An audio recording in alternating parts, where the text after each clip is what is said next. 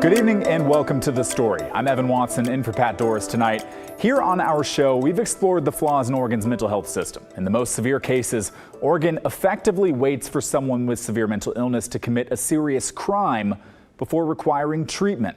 But there's a growing appetite for change. An update to our Uncommitted series is our big story tonight.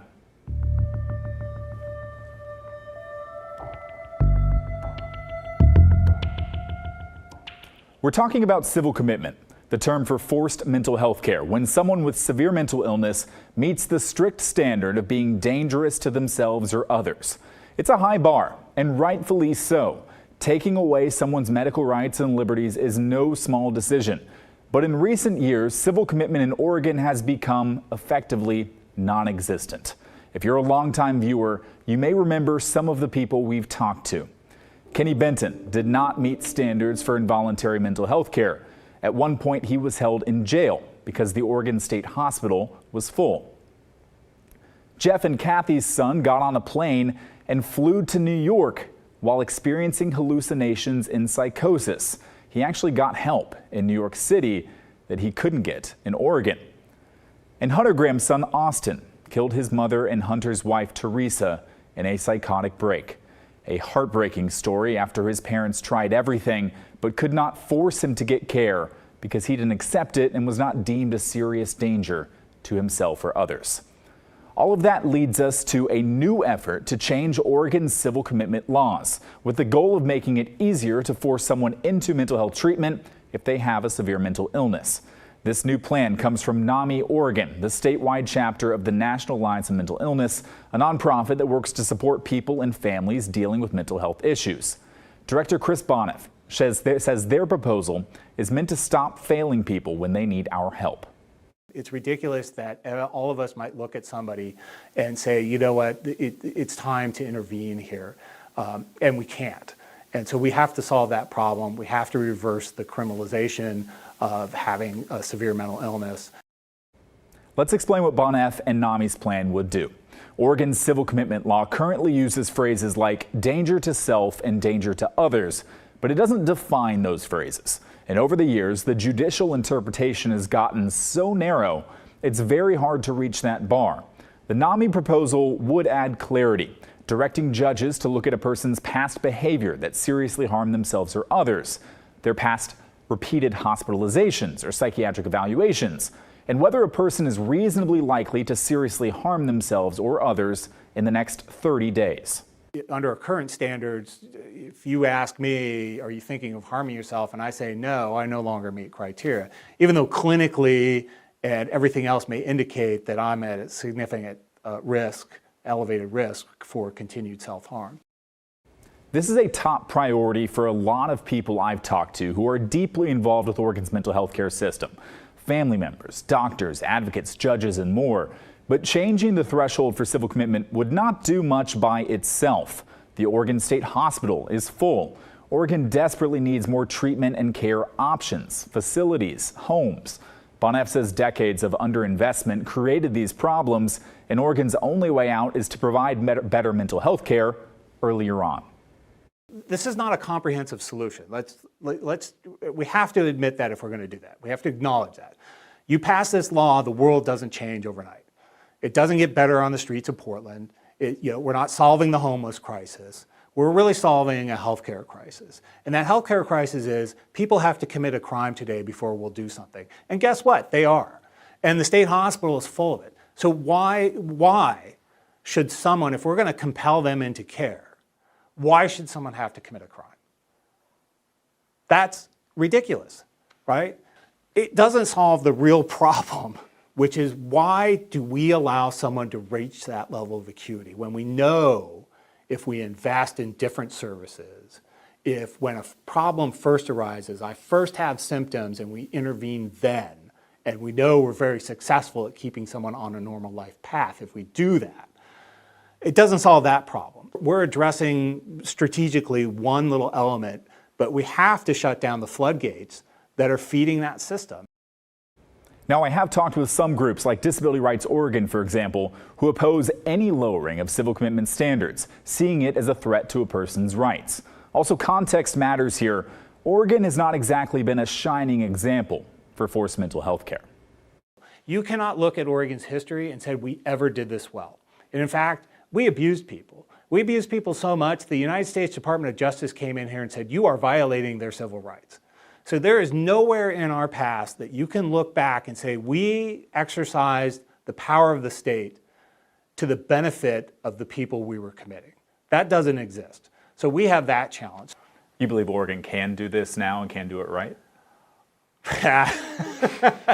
You know, if I didn't believe that, there was some modicum of hope, I suppose I'd give up, retire, and go become a hermit somewhere. I think you can. This is not the first time there have been attempts to change these civil commitment laws. Lawmakers introduced bills in 2019 and 2021, but they died in committee. Bonnet believes there's enough momentum now, the key difference being that NAMI Oregon, a big party in this, is now leading this charge with a concrete proposal. He expects a bill to be drafted by next month. I do think the time is right in Oregon that this needs to happen. We just have sort of reached that point. I mean, there seems to be broad consensus that we want to do something. So what do you think about NAMI's proposal to further define danger to self or others and potentially lower this bar to force someone into mental health treatment? Is it a step in the right direction? Is it trampling on civil rights? Let us know. Email the story at kgw.com or call and leave a voicemail, 503-226-5090. Now also to a quick update on a story I've been working on for nearly 2 years. As of today, Multnomah County officially has a new ambulance staffing model. Commissioners today unanimously approved a settlement agreement with ambulance provider AMR. It allows the company to staff some ambulances with a hybrid model of one paramedic and one EMT to hopefully respond to more emergency calls. AMR has asked for this for many months. Our KGW investigations exposed that ambulance crews were unavailable or late to respond to thousands of calls, more than 15,000 911 calls just last year. AMR now has a few months to get its response times back up, or they'll face more fines, and Multnomah County could revert back to its former two-paramedic for ALS only system. We'll be watching to see if those ambulance response times improve. Now to a follow-up on a KGW investigation from my colleague Kyle Aboshi. The state of Oregon has launched an ethics investigation into a Portland lawyer behind dozens of disability access lawsuits. The Oregon State Bar received 3 separate complaints about Jessica Mulligan. Kyle's investigation revealed Mulligan sent dozens of demand letters to small businesses in the Portland area, threatening to sue if they didn't bring their property into compliance with the Americans with Disabilities Act, and also pay attorney fees of roughly $10,000. About half involved were Asian-owned businesses. If the state bar finds Mulligan committed ethical misconduct, she could face a range of punishments, including reprimand, law license, suspension, or disbarment. In 2021, Mulligan had her law license suspended for 120 days after she failed to keep her client informed about the status of a case. One of her former clients is suing Mulligan for legal malpractice, alleging she made legal arrangements, sent communications, and negotiated settlements, all without his knowledge. The lawsuit alleges Mulligan concealed her behavior for her own personal financial gain. One of the property owners that Mulligan sued filed a lawsuit against her, claiming breach of contract and fraudulent misrepresentation. In a different case, a lawyer is calling for court-imposed sanctions against her. Mulligan did not respond to our request for comment. To Portland's homeless crisis now, where a problematic camp in Southeast is taking days to remove, in part because once crews clear it out, more homeless people move right back in. It's a vicious cycle that plays out all over the city. Blair Best first brought us to that camp on Tuesday, and tonight she brings us back. Portland crews are going on day 3, clearing a large homeless camp on Southeast Knapp Street and 105th Avenue. This is what it looked like last week before removal crews arrived. Yeah, I mean, it's just a constant battle every day. Angie Toops runs a daycare at her home up the street. I'm on the phone with 311 every day or every other day. And I was on the phone with them this morning about the new RV that's already back. I just came down here because I thought it would be a place where a motorhome was welcome. That's not what Avery found once he pulled up. And everybody was kicked out already of this area. He stayed anyways, despite the no parking signs. He's now trying to fix his RV before the tow trucks come for him. I only got one battery, and it's kind of a one that's not even for a motorhome. It sucks. John, who we first met during Tuesday's camp removal, is also waiting on PBOT to see if his RV they towed qualifies for the city's shelter site for vehicles. They were supposed to call us back that day, and they never did. Since Tuesday, he got his RV back and returned to Knapp Street to pick up friends left behind. They're treating us like we're all trash. And we're not. And there's Lacey, who we also met earlier this week. Well, pretty much they threw away half my stuff. She moved what she had left down the street to the Springwater Corridor Trail instead of accepting an offer for up to 2 nights in shelter. How's that going to help? It's literally going to get my stuff stolen. The mayor's office tells us crews are taking their time removing the Knapp Street encampment, testing materials for asbestos along the way. It's a response neighbors like Angie have been waiting for. But I feel like we've made a little bit of momentum forward, at least. It's one step forward for the neighborhood, yet one step back for those on the streets. Everything that they're doing isn't helping us. It's cutting us down and making the loop harder to get out. Blair joins me now. Blair, what about the enforcement of the city's camping ban? You talked with one person who was offered shelter and didn't accept it. Did police cite them? They did not. We saw one Portland police officer at the camp removal on Tuesday, but we're told 0 citations were handed out despite people refusing the offer of shelter. We're told few people actually accepted that offer. So we asked the mayor's office, why no citations were given, but we did not hear back yet. But many people wonder, what will a citation, a piece of paper with a court date and a fine, actually do? It feels a lot like those tickets handed out under Measure 110, and we all saw how that turned out. Evan? Yeah, so in this case, what's the city's plan to then keep people from going right back and camping there again? So there are talks of them putting up barriers to stop people from parking there. But I want to point out, that one man that we met today who just moved his RV to that street, he tells us he came from Clackamas County because officials there were cracking down and towing RVs like his. So he decided to drive his to Multnomah County because he heard it was easier to find a place to park. Take a listen. When I was in Clackamas, they were always hounding me wherever I went, and so I moved to Multnomah County, and that, I guess, it made a difference that way. But they were just always hounding you, in Clackamas. Does it start to feel that way here in Multnomah County too? Multnomah County, it's a little bit more difficult to, get it towed. I heard, but I don't know. This is my first time I've moved to, I've been in Multnomah County at all. Now, in the meantime, the city says they will continue to monitor that site along Southeast Knapp Street. Evan. Understood. Thank you, Blair. Up next on the story, the state of Washington has a police academy backlog, and one of their solutions is a regional training facility in Vancouver. We'll take you behind the scenes of the statewide effort to get more officers on the streets and introduce you to the next round of recruits in Clark County when the story returns.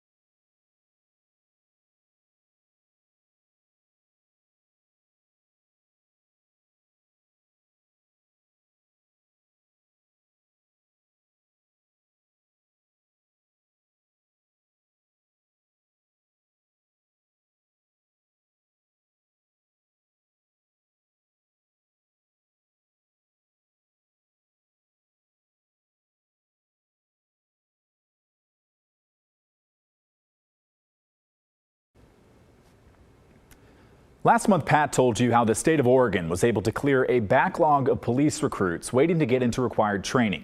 And it turns out there's quite a wait in Washington as well. Their solution is to open more regional training facilities, including one just across the Columbia in Vancouver. Drew Andre gives us behind-the-scenes access to the new state program aimed at getting more cops on the street. The state of Washington ranks last in the nation in the number of police officers per capita, and that's been the case for more than a decade. We discovered one of the biggest reasons isn't pay or burnout, it's a backlog in getting recruits trained. Academy, attention, present, arms. I pledge allegiance to the flag. 7 o'clock sharp. Recruits at the Regional Police Academy in Vancouver, Washington are locked in. Order. Arms. Mentally and physically.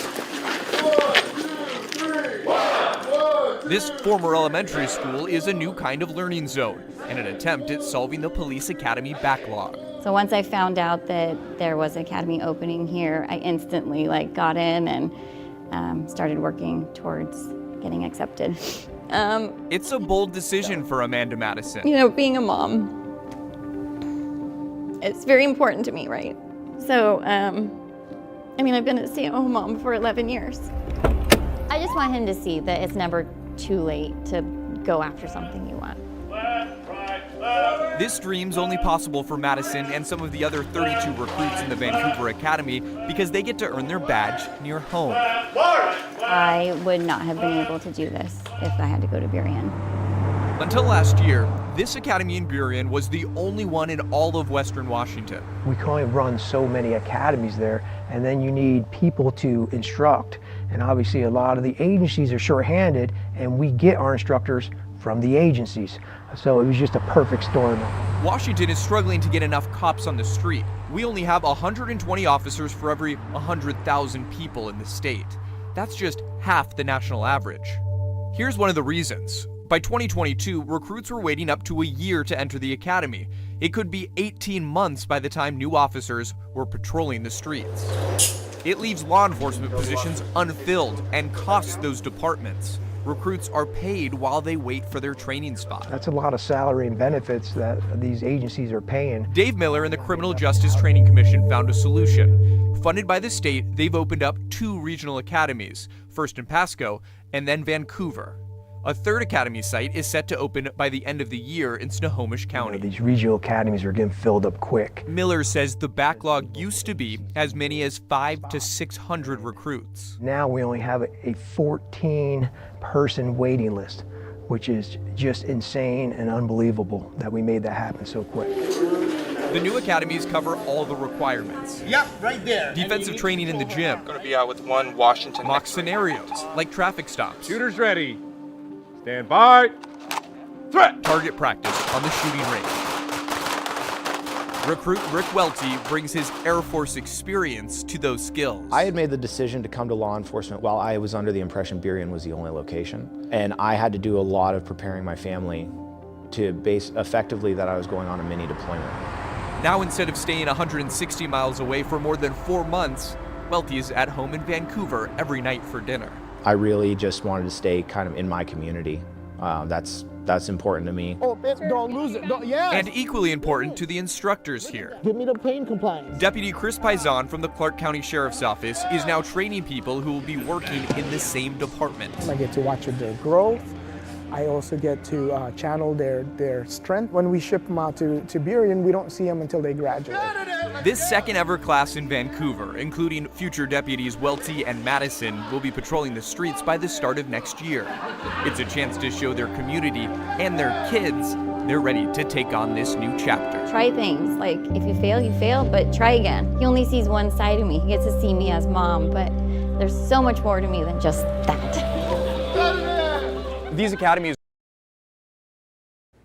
These regional academies are paid for with tax dollars from Washington's general fund. This year, lawmakers in Olympia approved more than $1.5 million for that third facility in Snohomish County, set to open by the end of the year. Still to come on The Story, part 2 of our series focused on southern resident orcas. We'll take you out on the water to show you how vets and biologists give the wild whales a doctor's checkup on the fly when The Story returns.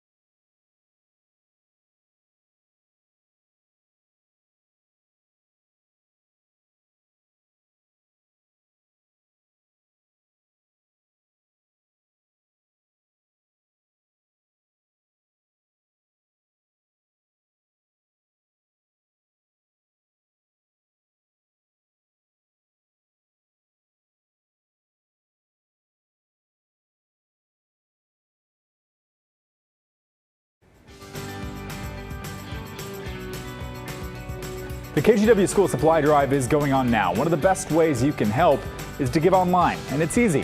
Go to kgw.com/school and click Donate Cash. Or if you'd like to drop off school supplies in person, some of the team will be at Washington Square Mall from noon to 4 on Saturday. Plus, all this week, for every $1 donated at any On Point branch, they will donate $5, making your donation go farther.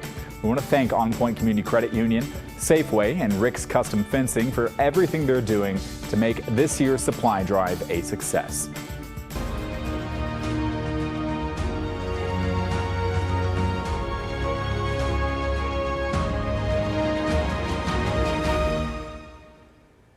Now to part 2 of our series on the race to save southern resident orcas in the Northwest, after new research predicts a faster track to extinction. Tonight, Erica Zuka with our Environment Northwest team reveals the biggest threat to the killer whale's health and the new efforts underway to diagnose and treat them. Think of it like a trip to the doctor's office. For a southern resident orca, veterinarian Joe Gatos of the Sea Doc Society is among scientists using new tools to better assess orca health and prescribe solutions. For southern residents, it's not are you a drinker, are you a smoker, do you exercise? It's the contaminants that are in your system. How much noise is in the ocean? Is there enough food for you to eat? And what we've realized recently is, do you have any diseases going on? They're building a network of vets and biologists to collect vitals, like a provider would during your yearly physical, and create long-term medical records for each whale like people and pets have. I would like to see us be able to incorporate all, not just veterinarians, but all of the biologists that know them well. They'll say, I was out taking photographs and this animal didn't look right. Using a drone, they can look at height and weight to see if an animal is skinny, healthy, or pregnant. With infrared cameras, they can check their temperatures for signs of fever. They can look for lesions on the skin, signs of disease, and they can collect breath samples to search for pathogens or abnormal cells. They see symptoms of the problems scientists and the state's orca recovery program are trying to fix. I want people to have hope. I want people to know that they live in a beautiful environment, but they have to do their part. Pollutants like PCBs have built up in the fish they eat and their blubber. They are directly to newborns, delivering a nice dose of toxic chemicals into the milk for their newborn calf. So that really impacts survival. They ask all of us to more carefully dispose toxics and are raising concerns about chemicals coming from tires. Another problem is vessel noise, which makes it hard for them to find food or communicate. A new law going into effect in January 2025 will require all vessels to stay 1,000 yards away from them. Giving whales that extra space, we hope, will allow them to be more successful in finding food. Then there's the supply of prey itself. Southern residents only eat fish, mostly Chinook salmon. When there's not enough to go around, they may not starve, but they'll lack nutrition and become susceptible to disease. Gatos hopes action on these issues, along with more medical assessments, will help. So we can diagnose a problem, then we can treat a problem, which is super cool. But he says it's also time to step up funding and enforcement. I think we're in that position now where we've been doing the easy things, and now we need to do some more hard stuff. We owe it to the whales, we owe it to ourselves. They're a part of our collective culture, living in Seattle, living in Vancouver. We have to take care of our neighbors. For Environment Northwest, I'm Erica Zuko. Tomorrow night, our Environment Northwest team will wrap up our series with a look at how long it could realistically take to save our endangered southern resident killer whales. That's the end of our show tonight. Thank you very much for watching and joining me. The good stuff is coming your way next. Tim Gordon's going to be with you tomorrow night on The Story right here at 6:30. I hope you'll join him. Go ahead and have a great night.